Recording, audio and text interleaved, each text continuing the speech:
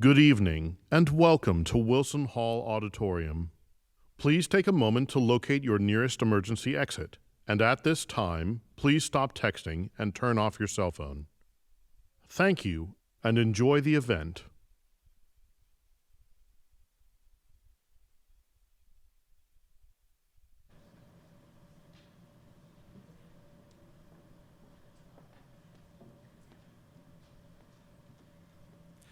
Good evening, everyone. I'm John Alger, president of James Madison University, and it's my great pleasure to welcome you all to the second installment of this year's Madison Vision Series. The Madison Vision Series provides an opportunity for our community to explore major public issues of our time. We hope to stimulate thought, discussion, and action with a variety of speakers, perspectives, and disciplines. And we're especially delighted tonight to host this speaker in cooperation with our colleagues who work with the Democracy in Peril series. That series examines contemporary issues and controversies in an effort to involve the JMU and Harrisonburg communities in engaged dialogue. And in case you hadn't noticed, our country is rather deeply polarized along many fault lines, right? Race and ethnicity, gender, socioeconomic status, education, and the urban-rural divide, among others. And in case you hadn't noticed, and if you hadn't seen the signs all around campus the students have put out there, it just so happens that here in Virginia, tomorrow is Election Day, right? So here we are at this university named for the father of the U.S. Constitution. Thus, tonight is an especially appropriate time to reflect on the hard-fought right to vote in the United States. And we're very fortunate to be joined by Dr. Rosemarie Zagarri, who will discuss Petticoat Politicians, How Women Won and Lost the Vote in Early America. Dr. Zagarri is a nationally renowned scholar who has examined the early days of the Republic. She's a university professor, which is the highest rank at George Mason University, and earned her PhD from Yale. Dr. Zagarri has been recognized with research awards for her work by the National Endowment for the Humanities, the American Philosophical Society, and the Southeastern 18th Century Studies Association, among others. At this university, I believe that we have a special responsibility to focus on civic engagement, and also to tell that more complete story of our nation's founding. As we reflect upon the full meaning of we the people, and as we seek to become that more perfect union, it's incumbent upon all of us at James Madison University to recognize and acknowledge the contributions of all Americans in the founding and development of our democracy. We embraced that responsibility last month when we dedicated Paul Jennings Hall here on campus. Some of you were there, right? And celebrated with living descendants of Paul Jennings. And tonight, we continue to tell that story, this time by giving voice to the role that fully half of our population played in the founding of our nation. In these efforts, we're not turning our back on history, we are embracing it more fully. That's the role of an enlightened, engaged institution of higher learning. It's thus fitting that tonight's presentation is also supported by a grant from the 2019 American Evolution Program. And probably many of you know that program over the past year has commemorated the events of 1619 in Virginia, 400 years ago, including the founding of the first legislative assembly in the Americas, the recruitment of female settlers, and the first enslaved people in the New World. Dr. Zagarri's book, Revolutionary Backlash, Women and Politics, provides another piece of that historical puzzle by shedding light on the often untold impact that women had on the founding of our nation. It's carefully researched, thoroughly engaging, and worth a read. As we hear and learn this story from the past, we also have the opportunity to reflect on our present and future, on how the current divides in our nation prevent us from fully embracing our collective identity as we the people, and on how we can overcome those divides to build that more perfect union. So please join me in welcoming Dr. Zagarri to the podium and to James Madison University.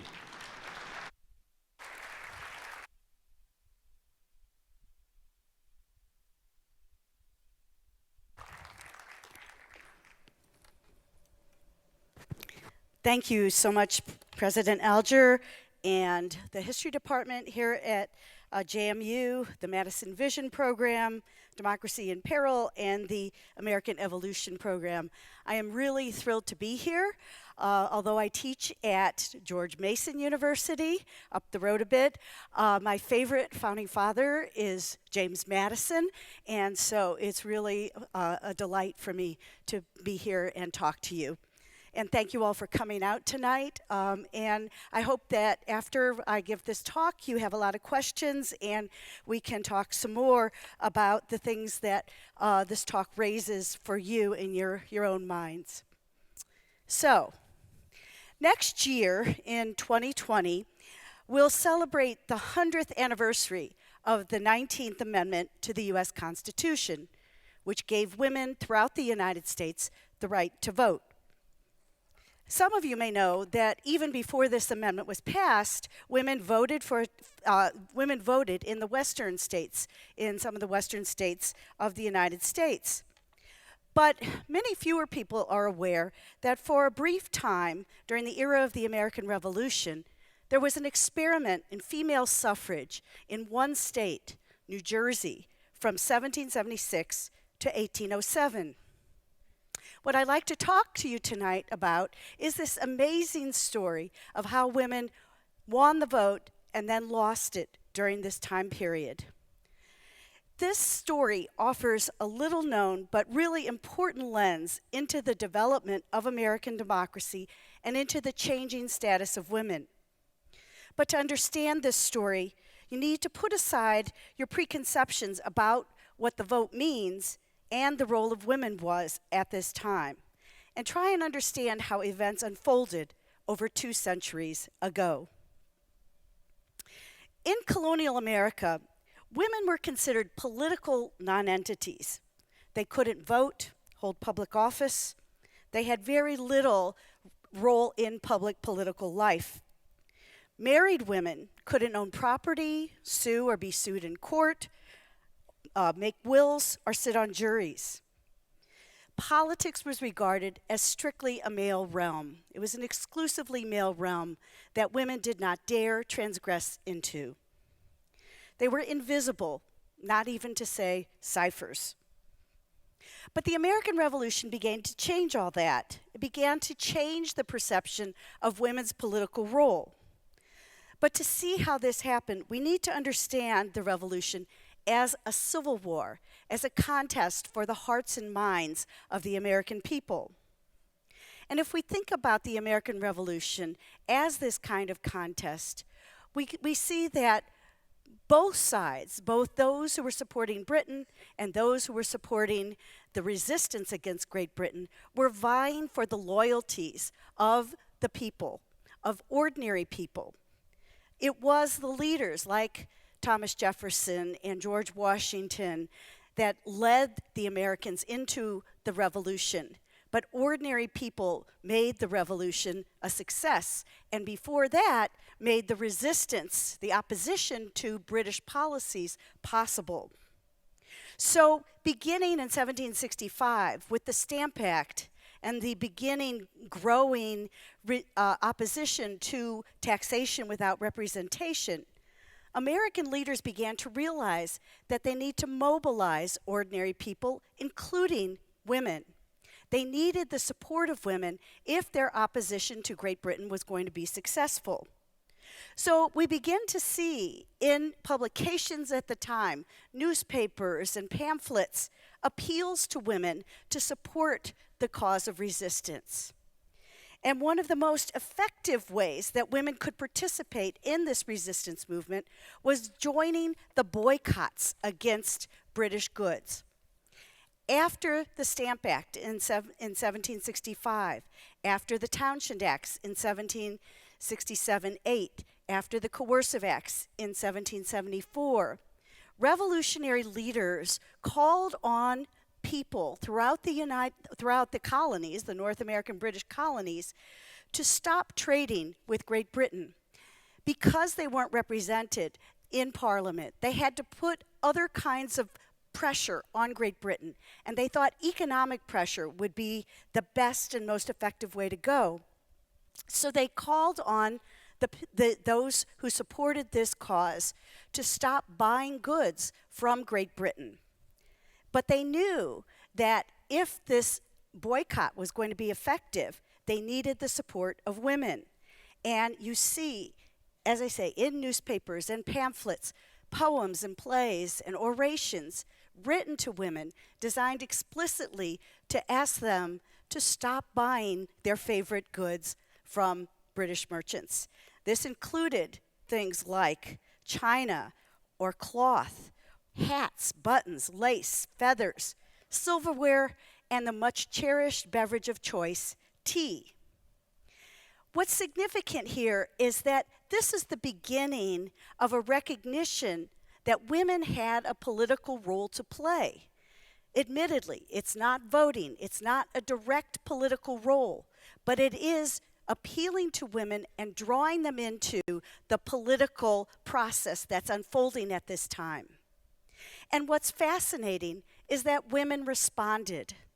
Women throughout the colonies saw that their participation was valued and began to form their own associations to show that they supported this cause of resistance, that they identified with this movement to show Great Britain that their rights and privileges were being undermined. They identified as American colonists or British subjects who felt that their future was endangered by these current British policies. And so women formed groups like the Daughters of Liberty, which was analogous to the Sons of Liberty that had been formed in many towns and cities throughout the colonies. Many women formed groups that made homespun cloth and wore items that were made of this cloth made in the colonies rather than of fine imported British fabric. Some women grew herbs and made their own tea rather than import British tea. They specifically and explicitly began to show in public and in private that they identified with this cause of resistance. And I think this is important because this shows a change in the way women thought of themselves. They began to think of themselves as political agents, as political beings who could have an effect on the political events of the day, who had a role to play in politics. Men were inviting them, and these early American women were responding. In Edenton, North Carolina, a group of women wrote and signed their own non-importation agreement. This non-importation agreement, among about 64 women, promised that they would abjure all luxuries that were from Great Britain, that they would sacrifice for the common good, that they would show each other and their whole community that they too could be patriots. What this reflects then is women's growing politicization, their growing empowerment, their growing participation in a political movement that was much outside themselves. And through this political participation, women began to get a new sense, and I'm talking here primarily about white middle class and upper class women. We know that some women who were not literate or were from the lower classes sometimes participated in their own ways, but in more group actions, such as protests against merchants who violated the boycott. There were food riots when merchants were trying to gouge people for the price of goods that were now in short supply. So we know that even though middle class and upper class white women were the drivers of this movement, the extent of the participation even extended to lower class women on certain occasions. But we have some of our best evidence about how the coming of the revolution changed women from women who found their voices with the revolutionary cause. And I'd like to give you a few specific examples of women who started to write and publish and become political participants in the public sphere during the revolution.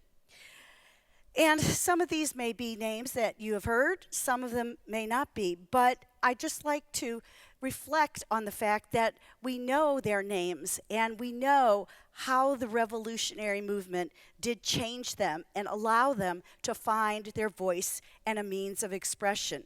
That the coming of the revolution and the resistance movement really opened up new opportunities for them to participate in the public sphere. So one woman I'd like to talk about is Mercy Otis Warren. Mercy Otis Warren was from a very political family in Massachusetts. She was born in 1728 and died in 1824. She grew up expecting to be like other women. She was the mother of 5 sons, but she was more highly educated than many women at the time.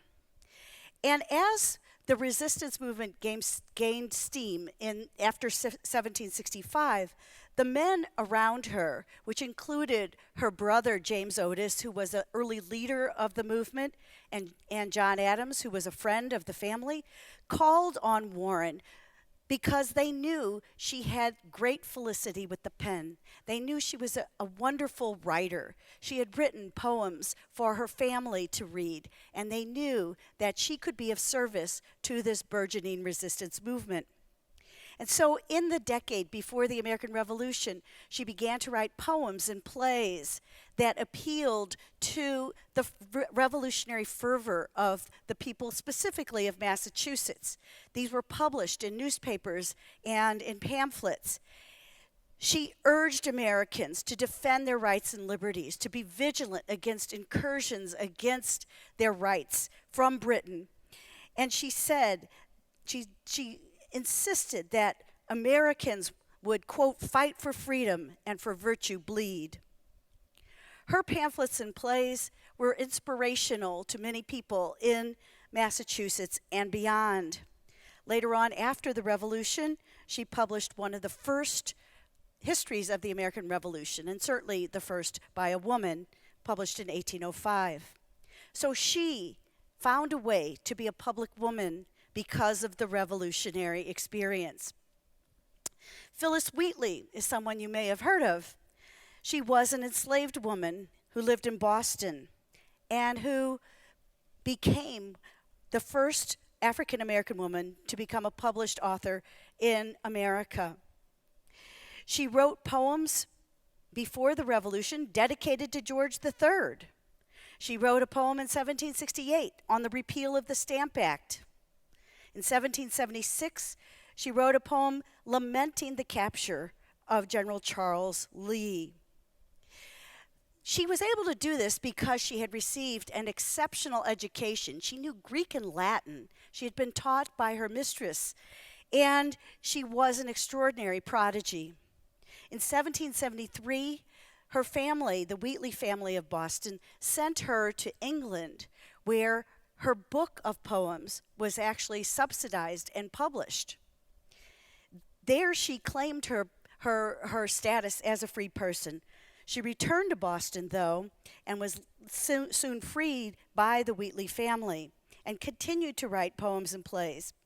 In 1776, she wrote a poem praising George Washington in his role as commander-in-chief of the Continental Army. Washington read the poem and invited her to visit him, which she ultimately did in March of 1776. So an extraordinary woman.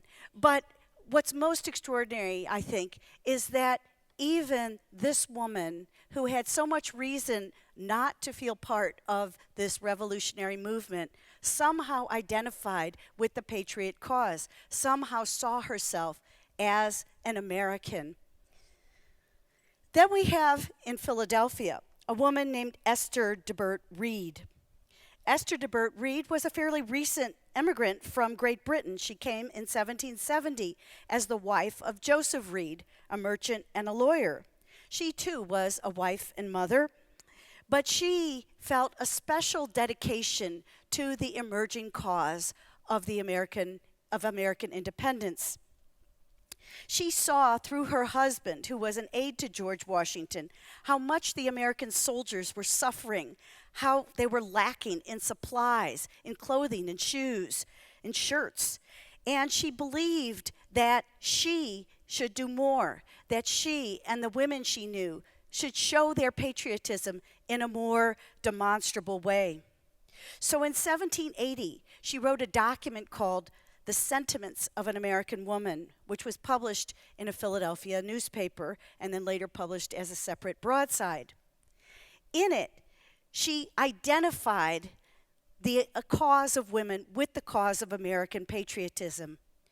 American women, she said, are born for liberty, and disdaining to bear the irons of tyrannic government must, she said, fight along with the men in a manner appropriate to their sex.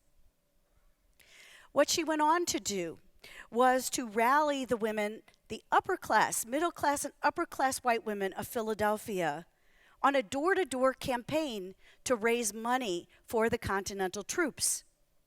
She and other women gathered over $300,000 going throughout Philadelphia collecting money.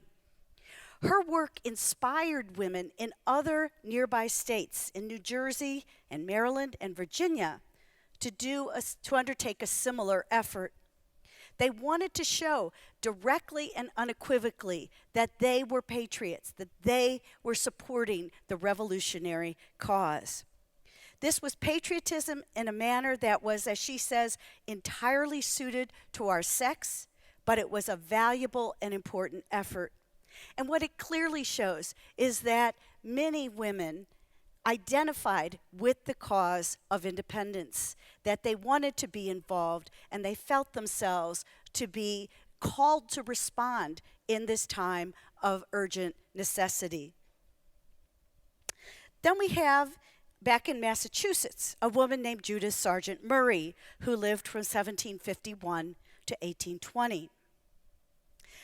Judith Sargent Murray was about a generation younger than Mercy Otis Warren, but she too saw the Revolution as an opening for her literary talents, and she began to write and publish during the Revolution.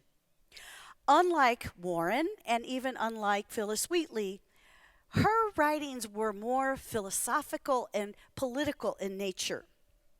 She published essays and poems, and eventually in 1798 published a volume called The Gleaner. But one of the most interesting of her publications was published in 1779 in a magazine, and it was called On the Equality of the Sexes. On the Equality of the Sexes. Clearly inspired by the rhetoric of the American Revolution, the calls for that all men are created equal, she applied this notion to her own sex and generalized from it. She wrote a stirring essay about how women have the same intellectual capacity as men. She insisted that only the lack of education made it appear that women were intellectually inferior to men, that with sufficient educational opportunities, women could achieve as much intellectually as men. Equality, for equality, she said, that's only what we wish to contend for. She was specifically talking about intellectual equality and equality of educational opportunities. She didn't demand that women have equal access to professions or roles outside the home, but she argued that by being educated, women could be better wives and mothers, that women could make a greater contribution to this young new country, the United States of America. Now, once again, what I'd like to emphasize here is that these women whose names we know and who've left written records of their accomplishments are but the tip of an iceberg of a larger phenomenon of women's politicization during the American Revolution.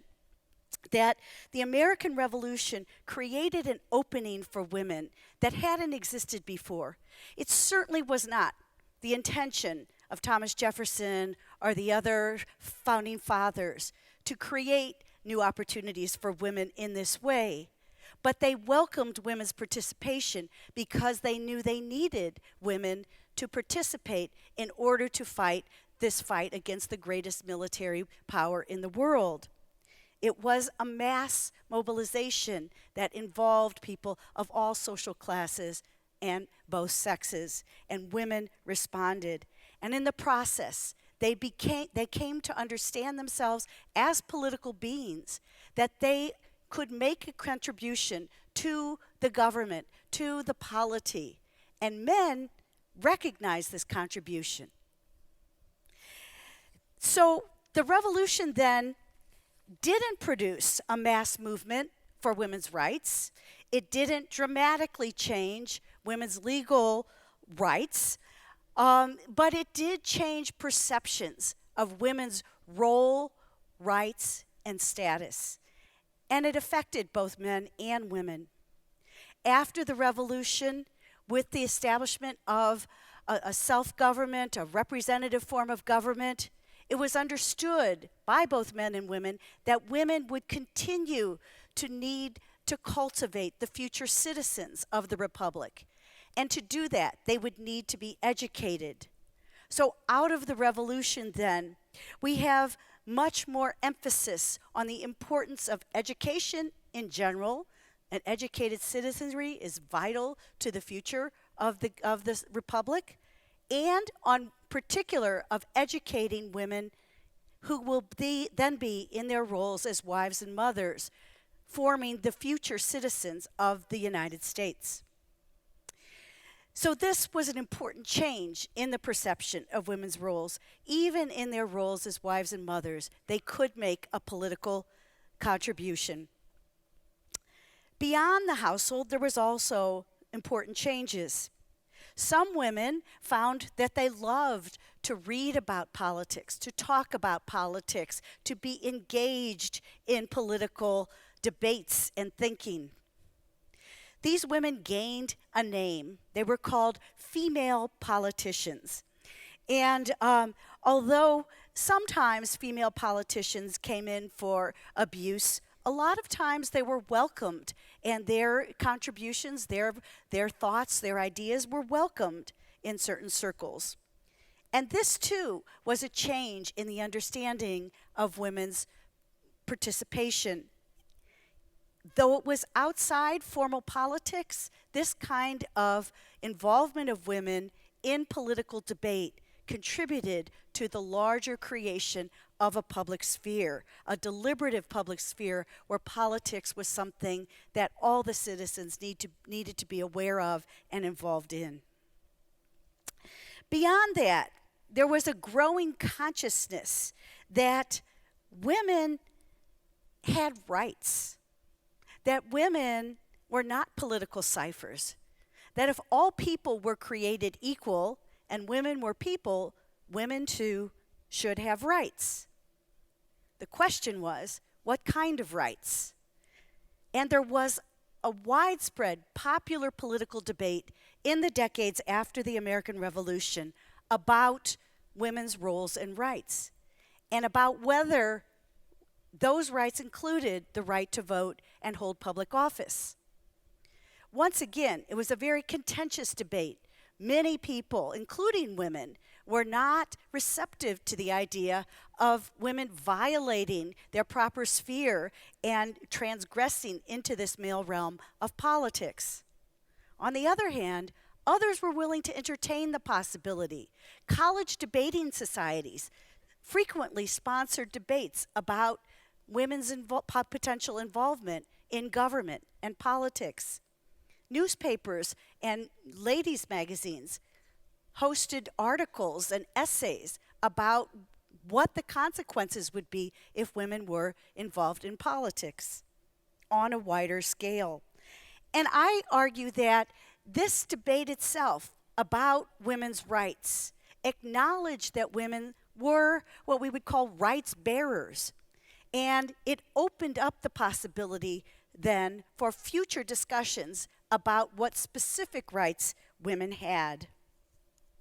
So, this greater awareness of women's roles and women's rights led to this most amazing experiment that occurred in New Jersey from 1776 to 1807, when women were actually able to vote on the same terms as men. But to understand this experience of women voting, we need to understand a bit more about women's legal status and about voting at this time.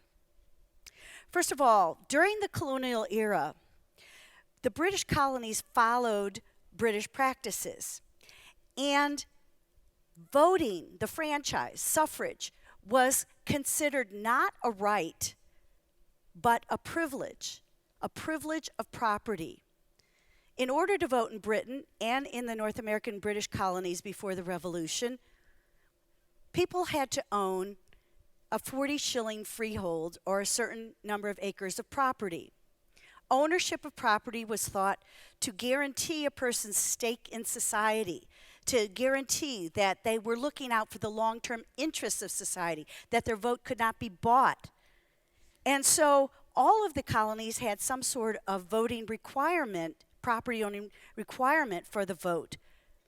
The point was, though, in Britain, less than 20% of the adult male population could vote because it was so hard to acquire land. In the North American British colonies, even before the Revolution, 50% of all adult males could vote because they owned property. But still, property was the qualification for voting. It was required for voting. And I think it's really important to understand that it was considered a privilege. And it was a privilege that drew people to the colonies. Getting land and being able to vote was something that British immigrants valued. They were attracted to the colonies partly because they could participate in government. And I just want to really emphasize the exalted nature of the vote, the special nature of participation in government, because I think it's a sense that sometimes we've lost, that this was a privilege to be able to participate in government and to vote. Now, when the colonies separated from Great Britain in 1776, the Continental Congress asked all the states to write constitutions that would replace their colonial charters. And all of the states did this in the period from 1776 to 1780. When many of the states did this, they lowered their property qualifications for voting. A few states even allowed free black people to vote. Now, what about women? Well, the custom was that women did not vote. And one of the reasons was because married women at this time in both Britain and the North American colonies could not own property. There was a legal doctrine called coverture that meant that married women were subordinate to their husbands, legally subordinate, and they were not allowed to engage in separate legal activities. And because they could not own property, they could not, obviously, vote. But there's a loophole in this doctrine of coverture. Unmarried and single women, widowed women, could own property. This was the loophole. Unmarried women, widowed women, had property, could own this property, and they were required to pay taxes on it. Around the time of the Revolution, some wealthy women began to wonder about this formula. In 1776, Hannah Lee Corbin challenged her brother, Richard Henry Lee of Virginia, the revolutionary, about why she was forced to pay taxes but not allowed to vote. Clearly, this letter left her brother flabbergasted, and he admitted that neither wisdom nor policy justified it. He said it was simply a matter of custom or tradition to exclude tax-paying single women from the franchise. But that's not a very good answer, is it? So some people during the Revolutionary era began to make a connection between revolutionary principles and the status of women. When New Jersey wrote its state constitution in 1776, they followed this revolutionary logic to its extreme. They wrote their state constitution with the following provision for voting: that all inhabitants of this colony who possess 50 pounds of proclamation money should be allowed to vote. Now the question is, what did inhabitants mean? We would call it a gender-neutral word. They didn't have those terms at this time. Did they really mean to allow women to vote? Well, there was debate about this, and there has been debate about it among historians. But any debate is really settled when you see the fact that in 1790 and in 1797, the New Jersey legislature passed election laws that referred to voters as he and she. In 1790 and 1797, the New Jersey legislature passed election laws referring to voters as he and she. So there's no doubt in among the New Jersey legislators that they intended to enfranchise women, and in fact that by 1790, women were voting in New Jersey. They were voting on the same terms as men. Unmarried, that is, single unmarried women who'd never been married, and widowed women who met the property qualifications voted in state, local, and national elections along with men. Well, who were some of these women, and how do we know about them? Well, for one thing, we have poll lists from New Jersey. When you voted at this time, they would write your name down on a list. And on this poll list from Upper Penn's Neck in Salem, New Jersey, from October of 1802, women such as Susanna Bradway, Mary Chester, Madalena Simpkins, Charity Peterson, Eleanor William, Catherine McGill, and Rebecca Tamerlan all voted. These women met the property qualification for voting, and they did vote. And we have many other examples of this from this time period in New Jersey. Now, I should say that the experience of voting at this time was very different then from now. Voting might be held at courthouses, as in this example from Philadelphia, or state houses, but voting also, elections would be held at taverns or meeting houses. Elections were often bawdy and raucous. Men were drinking and sometimes fighting. As this image shows, elections often had a kind of carnivalesque atmosphere where people were moving about, tumbling about, and the focus wasn't strictly on casting the ballot. It was a social scene. But it could often be violent and threatening. Armed men might be there standing at attention, trying to intimidate voters to vote for a certain party. When party animosities were very high, election riots were not uncommon. So elections themselves and election day were not regulated in any of the ways that we think of elections being regulated today, even in terms of voter registration. That was unheard of at this time. When you went to vote in this period from 1776 to 1807, it was a very public act. And I think you get a little sense of this from this image. People who wanted to vote presented themselves at the voting place, and they would swear that they had sufficient wealth to meet the state's property qualifications. Their vote could be challenged. If other people said, no, you don't have enough property, then they would be disqualified. But more often than not, they'd be allowed to vote. They voted, and it was a secret ballot, but people knew you. People would know or suspect who you were voting for. People would challenge you. And so it was a very open and contentious process. Now, everyone wants to know how many women actually voted, and it's very, very hard to know. One contemporary observer, William Griffiths, claimed that there were 10,000 widows and unmarried single women in New Jersey. But it's unlikely that anywhere near this number actually voted in any given election.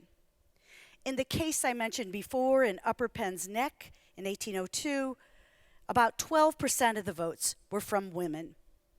It's hard to know, it's hard to give a firm number, but it's likely that there were never more than a handful of women who voted in any given election.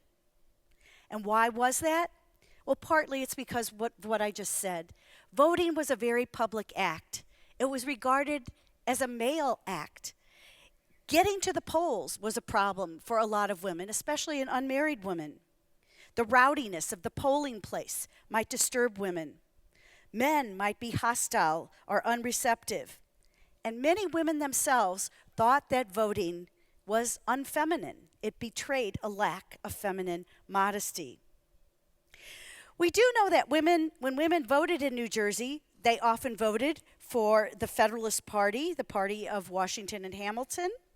And in 1798, the Federal Ladies of New Jersey nearly defeated the Democratic Republican candidate, John Condict. So word of voting in New Jersey spread throughout New Jersey and throughout the early United States. Some people cheered this development.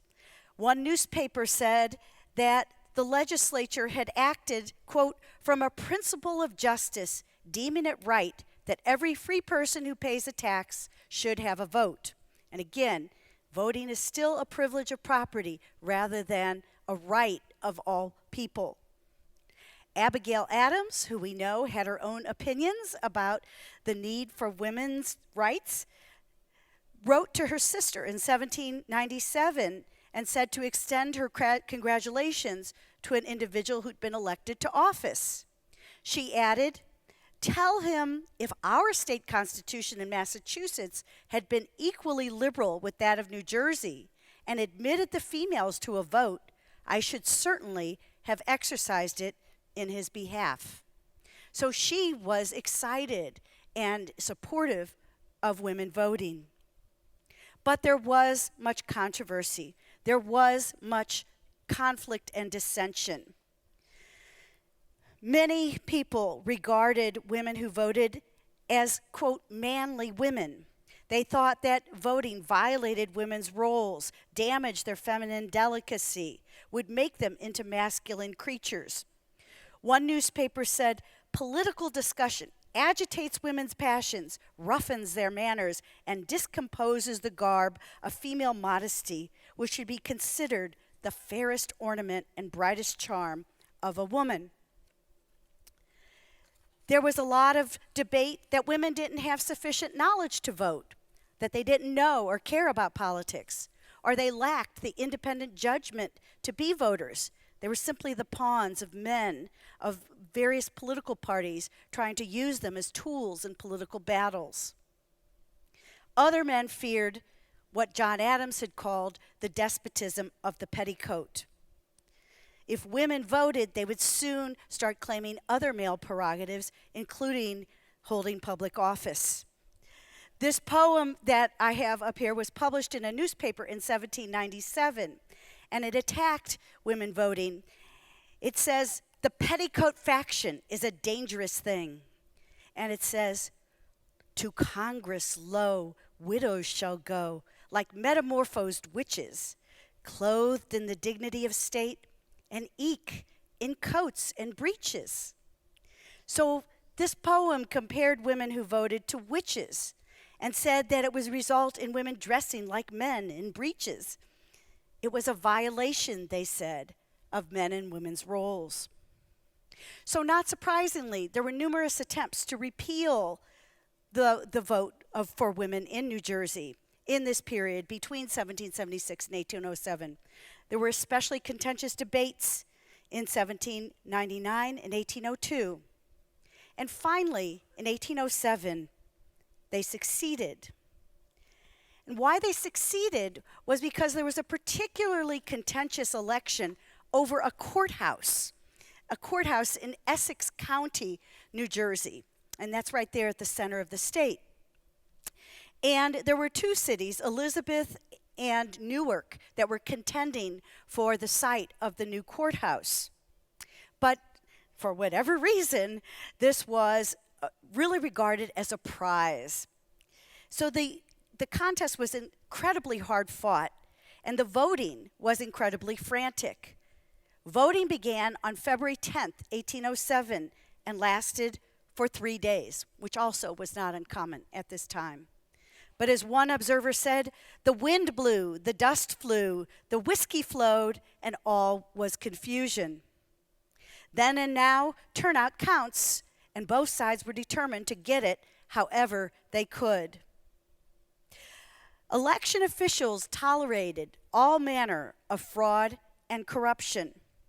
And when the results came in, they were astounding. At a time when the total population of Essex County was about 22,000, including men, women, and children, there were almost 14,000 votes cast. In Newark, there were almost 4,800 votes cast at a time when the total population was 6,000. So clearly, a lot of people had voted irregularly. Fraud and corruption were on a scale that hadn't been seen before. Well, the matter came before the New Jersey legislature, who voided the election. But what they also did is something that is unfortunate.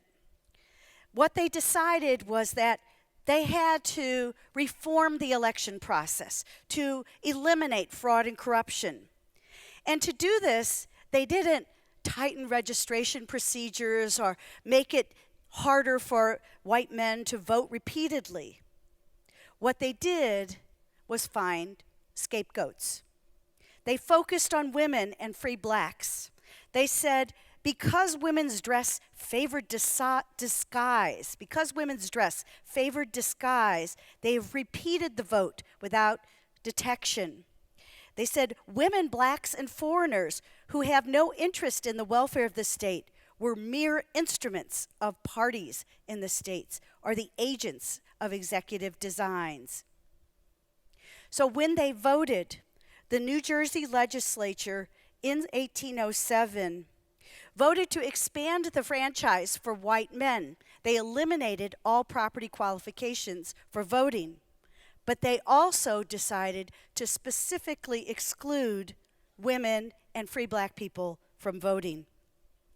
In other words, the expansion of the franchise for white men to include all propertied and non-propertied white men was at the expense of women and the free blacks who had voted. So, what happened afterward? In the decades between 1807 and 1848, this process of expanding the male franchise happened repeatedly throughout the states. And while no other state specifically had enfranchised women, most of the new state constitutions and many of the old state constitutions, when rewritten, included a specific clause that limited the vote to free white males, to prevent any possible loopholes, to prevent free blacks or white women from voting. Now, that ultimately did not deter women from voting. As we know, by 1848, leaders of a nascent women's movement gathered at Seneca Falls, New York. 40 men as well as 260 women attended the so-called Seneca Falls Convention. There, they passed a series of resolutions, which they called the Seneca Falls Declaration of Rights, modeled on the Declaration of Independence. The tyrant in this case was not the king. The king was not the oppressor, but it was men. They asserted women's equality with men in social, political, and economic terms. And they demanded women's, quote, immediate admission to all the rights and privileges which belonged to them as citizens of the United States. After the Civil War, we know that some of the Western states gave women the vote. The first results were seen in Wyoming in 1869, Colorado in 1893, Utah 1896, Idaho 1896 as well, and others in the early 20th century. And then culminating in 1920 in the passage of the 19th Amendment. Now, a crucial change had taken place with the expansion of the male franchise. Voting had gone from being a privilege to a right. It had gone from being a privilege of property to being a gendered and racial right, with women and African Americans excluded. After the Civil War, it became simply a gendered right. All males, men and women, were at least theoretically, I know not literally, but theoretically, allowed the vote. And only in 1920 was voting federalized, that has made the province not of the state governments, but of the federal government with the 19th Amendment. So what can we learn from this kind of sad tale, I guess? Ultimately, though, I guess uplifting. It's a sobering lesson. Women, along with free blacks, gained and lost the right to vote, or the privilege of voting in New Jersey between 1776 and 1807. And it took many more years for them to get this back. This tells us that history doesn't always expand toward the progression of more inclusiveness, of the inclusion of more groups, the expansion of rights. Sometimes rights can be lost as well as gained. We must defend the right to vote, especially for those groups that may be vulnerable to disenfranchisement. But this also tells us that voting is a privilege, that it is a sacred right, that is something that needs to be exercised to give us the full benefits of citizenship, and that it's a duty as well as a right. It's our way of expressing our responsibilities to our fellow citizens and to the state. As one person wrote during the debate in New Jersey in 1807, the rights of suffrage have been sealed and sanctioned by the blood of those venerable sages who have gone before us.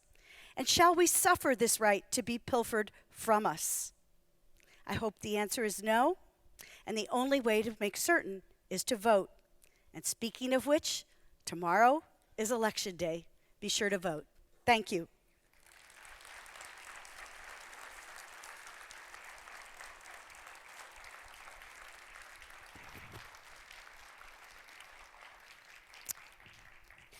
We can take questions now, and if you would come to the mics, and we especially encourage the students to come and ask questions. Don't be shy. No questions? I answered all your questions? No? No?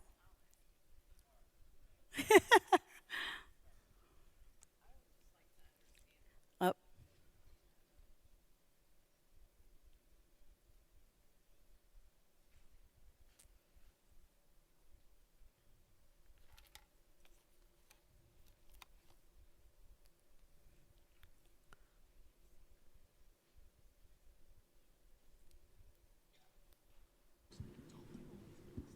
Okay, there we go.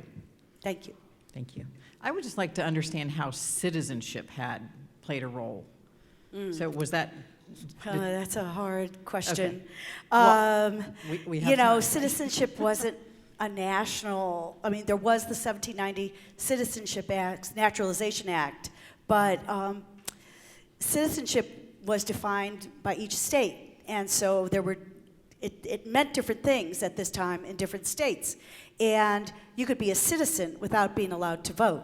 So I think the category of citizenship was much broader than the people who voted, and I think a lot of people who couldn't vote thought of themselves as citizens. So I think we have narrowed the idea of citizenship and focused on the vote, which has its benefits and downsides. But I think at this time, citizenship was a broader category. So I think people like these women considered even participating in non-electoral politics citizenship. I think that they considered volunteering for, charitable societies and benevolent organizations as a kind of citizenship. So I think the idea was much broader. It was a community-based activity rather than just focused on electoral politics. Okay, so that's how the property owning came in to be the benchmark for being able to vote as opposed to just being a citizen. So it moved away from the property qualification to all men, all white men, as being voters, electors. But still, the category of citizenship was broader. People had citizenship rights that were protected, say, under their state constitutions or the U.S. Constitution that didn't necessarily matter whether they could vote or not. So, I always like to point out the right to petition, which non-voters always had in both Britain and early America as something they could do even if they couldn't vote. So that was important. Thank you. Two questions, if I can. One, can you elaborate a little bit more on what led to the political climate that changed that vote in New Jersey in 1807? Because certainly things had to lead up to it, not just that one instance of voter fraud. And then second, if you could comment on the role, if you think religion and the role of women in organized religion and churches had in impacting their political role as well. Okay, I'll take the first one. The last one first. One of the reasons we think, and we don't have good records, but we think that New Jersey was the state that chose to enfranchise women is because of the Quaker influence, and Quakers were much more committed to the equality of the sexes than most other religious groups at this time. And records indicate that Quaker women were very active in voting in New Jersey. So I would say that is a very strong element in why New Jersey and the role religion played in this episode. Why they were disenfranchised in 1807, this is the culmination of these repeated attempts to disenfranchise women and free blacks. And it was building over these years. And so this was kind of the excuse that they used, this fraudulent election. But the hostility had been growing. And it's related to the growth in partisanship. And really, for a while, the Federalists felt that they had a real edge that they gained because these women who voted did tend to vote for the Federalist Party. And the Democratic Republicans felt that they gained by enfranchising the free blacks. And so it was really a sort of devil's compromise in 1807 where the Democratic Republicans said, okay, well, we'll disenfranchise free blacks if you disenfranchise white women. So, it was building up to that, and the attempts had been made many times. It was always a very controversial event, but there was a lot of animosity toward women voting. Great, thank you. You mentioned, can you hear me? Yeah. Okay, cool. What role did black women have in this process? You mentioned white women had the right to vote and black men had the right to vote, but where did black women fall into that? Yeah, actually, there seems to be evidence that African American women did vote in New Jersey, whether legally or illegally. But under the terms of the New Jersey Constitution, if they met the property qualification, they could vote. So they seem to I mean, there seems to be cases of African American women voting, but it was predominantly white women who met the qualification. But they too, the African American women, would have to be unmarried. And the free black population in New Jersey was small. I mean, it was a small proportion of the total population, and the proportion that could meet the property qualification was even smaller. So, you know, the numbers were tiny that we're talking about. Okay. Yeah. Thank you. But it's an interesting episode. There were a few other states at this time that allowed free blacks to vote. New York for a while and North Carolina. But over the early decades of the 19th century, these free blacks were disenfranchised. But again, this goes to my larger point about there being this opening for experiments in inclusion in the immediate wake of the revolution that were later shut down upon, that there was a backlash against the inclusion of groups like women and black people, and a reversion to a kind of more white male norm in politics. Nothing else? Okay.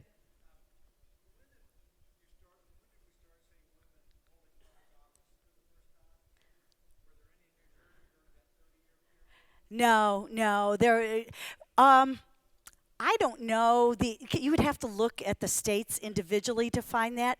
What I did find in my research is that a woman in Massachusetts was nominated for a position of recorder of deeds in Massachusetts in 1822, and she declined to run for this office because they started raising questions about, well, if she's a married woman, did she have the legal right to hold this office, and who would sign, the papers that she was supposed to sign?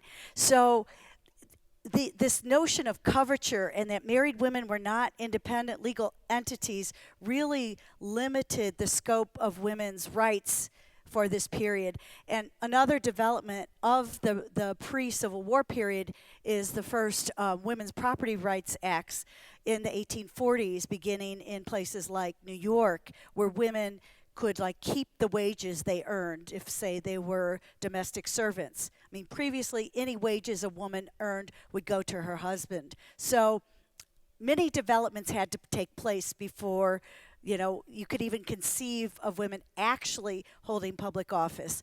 But I imagine there were cases of women holding local offices, even possibly before the Civil War, but definitely, in the post-Civil War decades. Yeah. Yeah.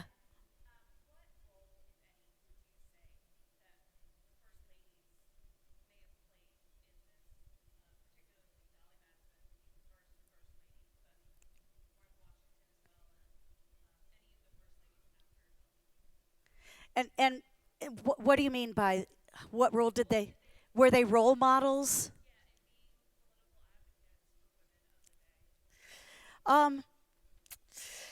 I would not say that any of the early first ladies were advocates for women. I do think that in their own ways, some of these early first ladies were political. I mean, I think Dolly Madison was very political, was a great political emissary and agent for James Madison. In her own way, even Martha Washington, she would have these salons where she would receive women, and it would be a sort of gathering of women that brought, the population together. And they were very controversial, her salons, but it was a recognition, that women were part of this new government. So I don't think early first ladies had the prominence that they later attained, but I do think in their own way, and Abigail Adams was John Adams' confidant and advised him regularly on political matters. So I think they did have a political role, but I just don't think they advocated more broadly for the expansion of women's roles. So you mentioned that it is our right and our duty to vote, especially with the elections coming up tomorrow. What do you think we should do to encourage others to understand that this is a privilege of ours and not everyone still votes? How can we educate others to do that and understand the history that this has led to into this today?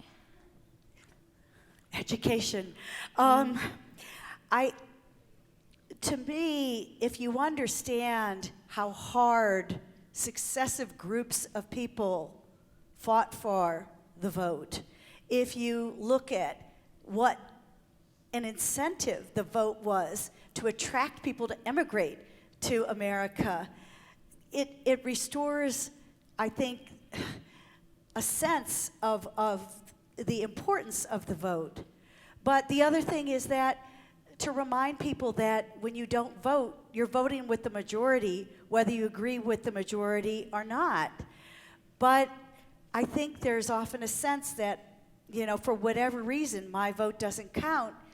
But the last several elections have shown us so many cases where even when there are massive numbers of votes, a few votes can make a difference. And you never know if it's going to be your city, town, district, state where it's going to really matter. So it's just, I think, letting people know that, this is something that people fought for, and why isn't it important to you, and to try and talk about that and figure out how we can make people feel that this is something that they should be excited to do, which I know is often lacking, but Yeah. I believe that, yeah. Follow-up question, if that's okay. So you said education. So what do you suggest as college students? We are privileged as we get to be here and we're educated and we're getting educated. How can we educate those that don't have that privilege to be in this space here today and hear you say those words?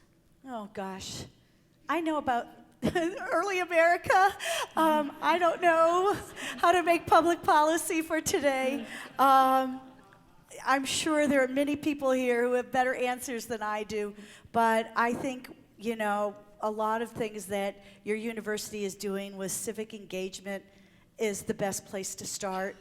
I just think that talking to people is the way to begin, and it has to be, somebody who believes in it talking to somebody who doesn't to convince them. Thank you. Statistics show that women are as well educated or better educated now than they were 1920. So why can't we get the ERA passed in Virginia?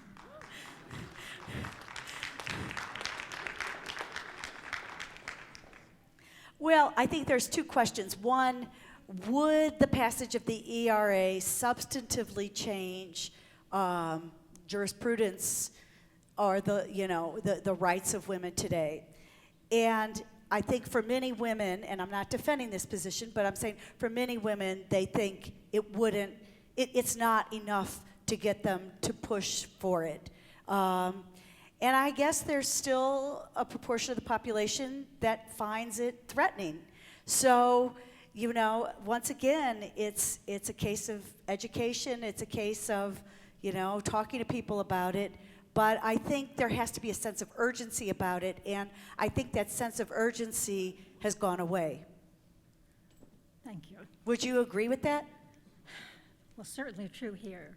What's that? And it certainly is true here in Yeah. this state that we Yeah. lack that sense of urgency. But do you feel a sense of urgency about it? I mean, do you think it would change things? I just, it feels like unfinished business, and that to have done things right, we needed to finish that. Yeah. Especially since we only needed one more state. Yes, I know. Yeah. No. Thank you. I mean, I guess it goes back to my ending point, which is just that, progress doesn't go in one direction. There can be gains, but then there can be losses. And we shouldn't take these developments for granted. And if things are important to us, we have to fight for them. Yeah. So you mentioned that in 1807, New Jersey saw the shift from seeing voting as more of a privilege to a right. When did other states see that shift, and like what did they use as their reasoning, since New Jersey had like a specific reasoning that they used behind it? Yeah, well, coming out of the American Revolution, there was all this talk about rights and equality, and initially it was about, you know, equality for white men, and the Jeffersonians, the Democratic Republican Party, especially after 1800, began making the expansion of the franchise to all white men a centerpiece of their political platform. And they were really the ones, they had to go state by state to get the vote changed. And so I think they're really the ones who argued most emphatically that voting is a right. And they would say it was a civil right.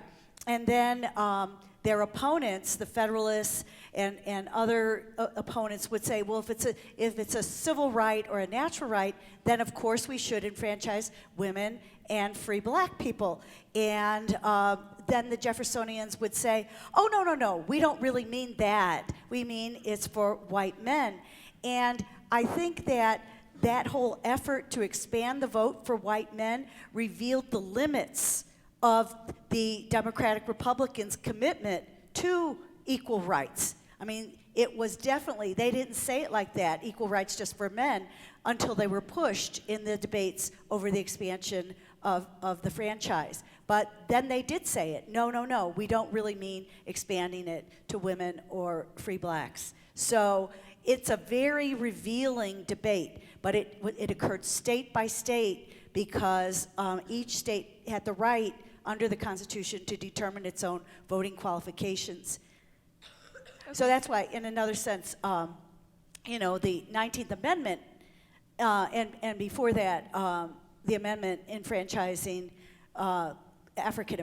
free African-American black men are so significant because it's the national government dictating the franchise to the states. Thank you. Thank you. Anybody else? Thanks. Okay.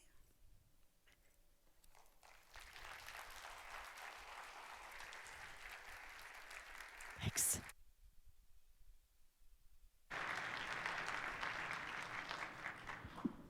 Dr. Zagarri, thank you so much for sharing your research and your wisdom with us. And what an important reminder, first of all, about why we should study history, right? For those of you in the audience, how many of us out there, students, have studied history or are studying history? And we've got history faculty here. We like to see that because there's a lot to be learned, right? And it's an interesting thought experiment to try to imagine yourself 100 years from now looking back on our times and what would people say about us and what blinders we might have had on about particular issues. I'd urge you to have that kind of conversation with colleagues and friends and just think about that. What will people say about us 100 years from now? What are those pieces of unfinished business, as someone put it, that we should be attending to and thinking about? So, on behalf of James Madison University, as a small token of our appreciation, Dr. Zagarri, this is for you. Oh, thank you. We hope you will remember your visit here and that you will continue to be a champion for telling this rather untold story and making sure that more Americans are aware of this history and of the fact that we do have to fight for these rights and we have to work together to think about what are those gaps as we try to live up to those ideals when we talk about we the people in order to form a more perfect union, right? That was really the unfinished business of our country that was set forth in the Constitution, and we still, here we are in 2019, and still have a lot of work to do. So we have 2 more Madison Vision Series events in this academic year coming up in the spring.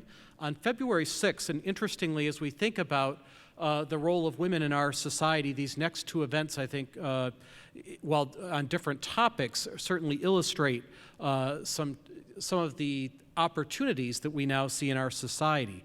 February 6th, we have 3 of our most successful alumni from James Madison University, all of whom are women business leaders, will join us to discuss the future of business innovation, to think about what does that mean for the workforce and for higher education. So that's February 6th. And then on April 7th, Farah Pandith, a name that some of you may know, she's a best-selling author, the former U.S. Special Representative to Muslim Nations, is going to join